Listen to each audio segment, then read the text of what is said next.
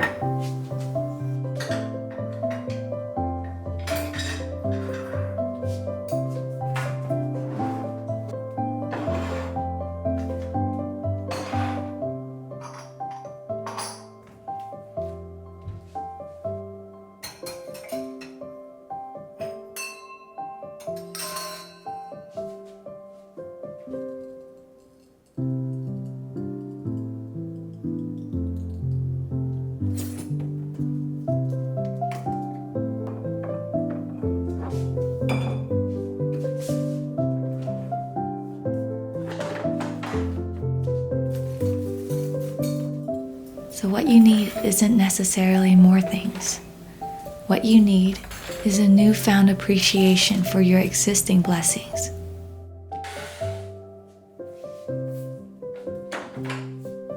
And you can only have new appreciation when you allow yourself to see these blessings in a new light. And when you focus on the good, it just gets better.